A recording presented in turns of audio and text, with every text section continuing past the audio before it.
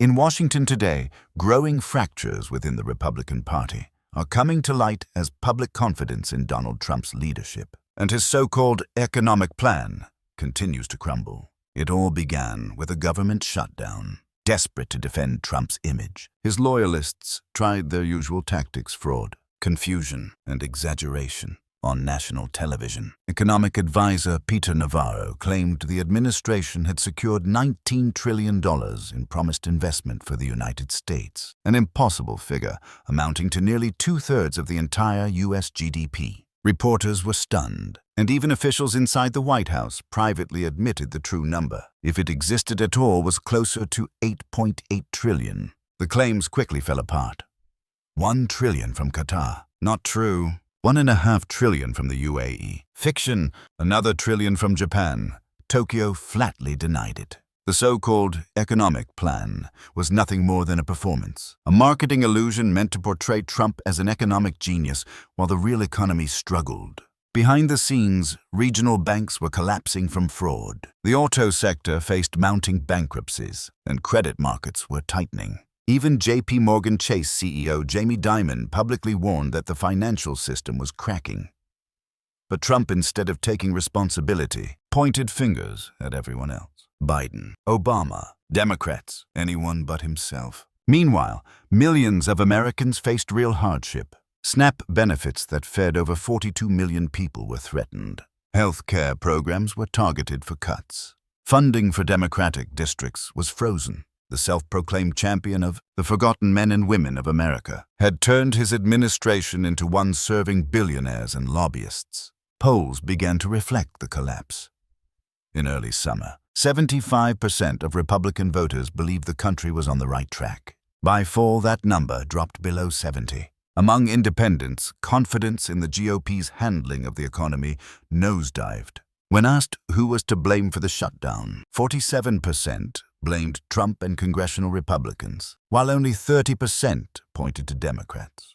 But the crisis went deeper than the economy. Sources inside the Department of Justice say Trump's allies Pam Bondi, Kashpatel, and others worked to bury the Epsteinfiles. Representative Dan Goldman revealed that Bondi once promised to release the documents, but quietly suppressed them after the FBI spent thousands of hours redacting victim names. Then came a memo claiming there was no credible evidence requiring disclosure, a statement many saw as an attempt to conceal the truth. At the same time, Speaker Mike Johnson refused to swear in newly elected Democrat Adalita Grijalva, whose signature would have been the decisive 218th vote needed to release the files.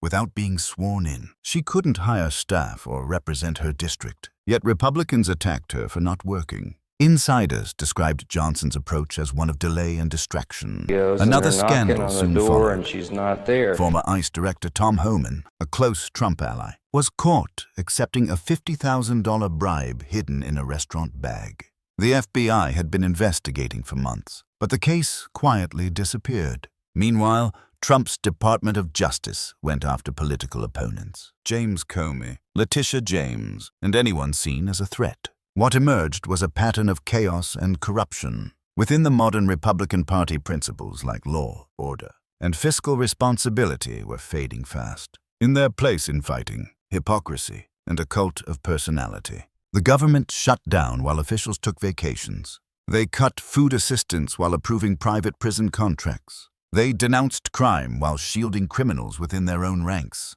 Trump, meanwhile, kept up the show, fundraising, performing, and claiming persecution.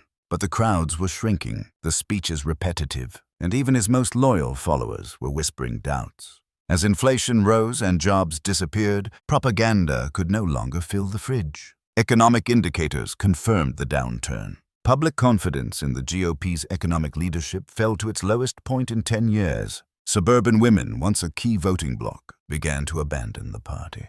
Younger conservatives grew disillusioned. Independent voters overwhelmingly blamed Trump for instability. And even major donors, once the lifeblood of his campaigns, were stepping back, channeling funds elsewhere, or leaving politics entirely. Economists agree that Trump's tariffs, meant to revive U.S. manufacturing, did the opposite.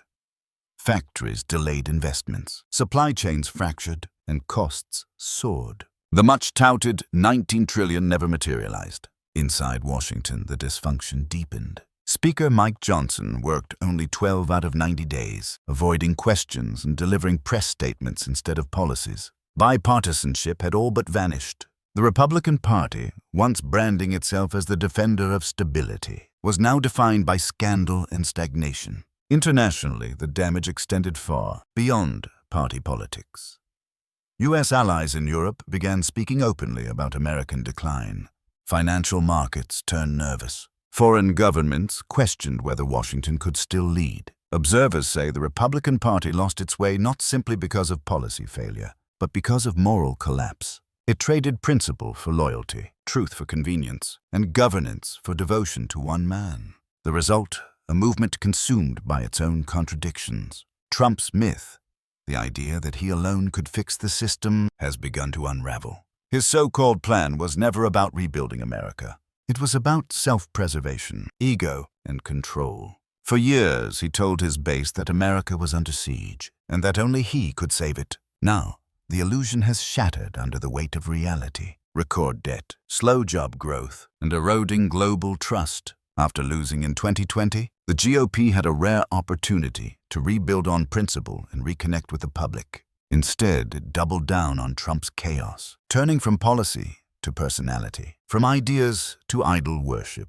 Today, the fallout is unmistakable. The Republican Party faces an identity crisis, its credibility damaged both at home and abroad. The promises of strength and prosperity have given way to internal division, public frustration, and international skepticism. In the end, the truth is unavoidable.